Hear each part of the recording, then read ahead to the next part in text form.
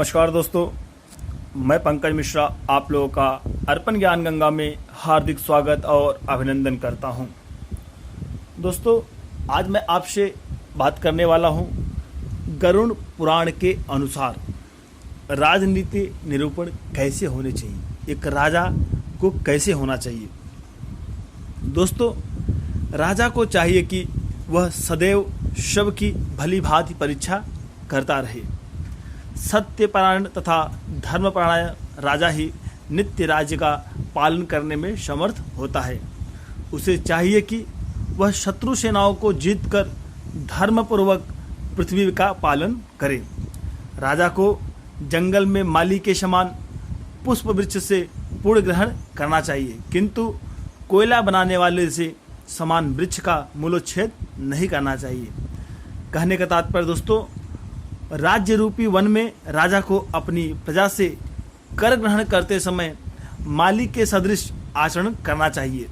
वृक्ष काटकर कोयला बनाने वाले का अंगार का आचरण उसके लिए सर्वथा त्याज्य है। जिस प्रकार दूध दूहने वाला दूध का पान करते हैं किंतु विकृत हो जाने पर उसका उपभोग नहीं करते हैं, उसी प्रकार राजाओं को चाहिए कि वे परराष्ट्र का उपभोग तो करे किंतु उसको दूषित न करें।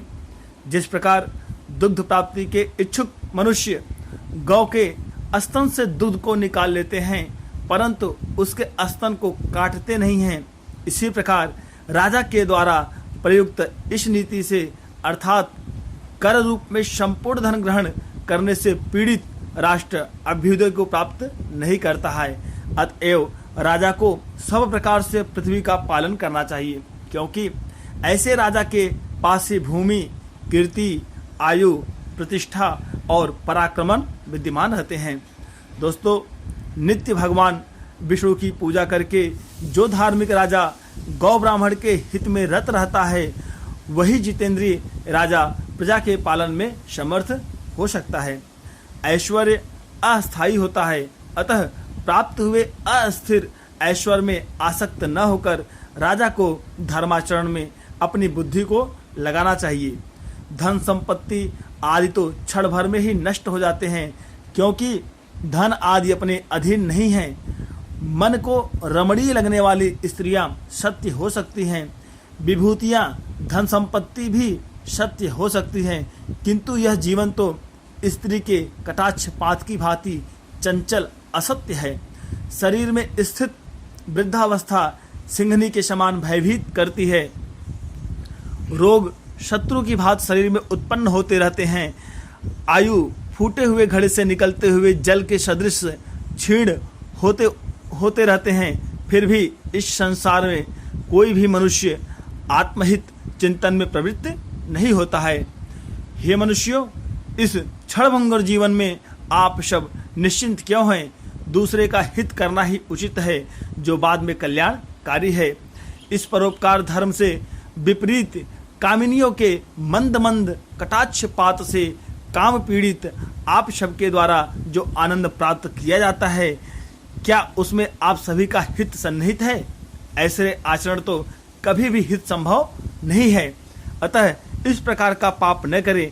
आप सभी को सदैव ब्राह्मण विष्णु और उस परमपिता परमात्मा, उस परात्पर ब्रह्म का विधिवत निरंतर भजन करना चाहिए, क्योंकि जल में डूबे हुए घट के समान आयु मृत्यु के बहाने एक दिन में ही समाप्त हो सकती है अथवा वह धीरे धीरे नष्ट हो जाती है।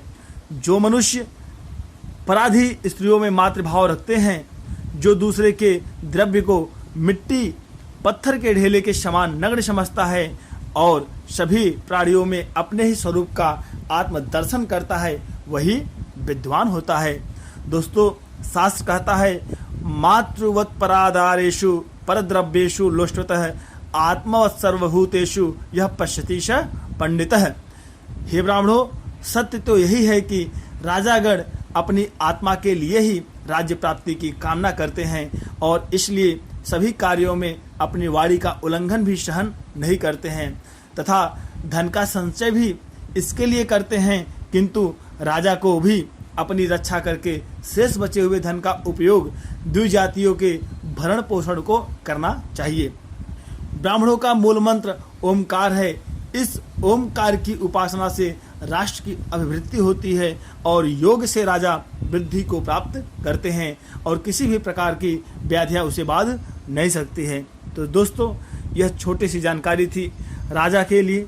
राजा का जीवन कैसा हो, राजा को प्रजा के साथ कैसा व्यवहार करना चाहिए, राजा को प्रजा के साथ कैसे कर लेना चाहिए। तो आशा करता हूं दोस्तों छोटी सी जानकारी आपको अच्छी लगे तो प्लीज़ चैनल को लाइक, सब्सक्राइब, कमेंट करना ना भूलें। नमस्कार।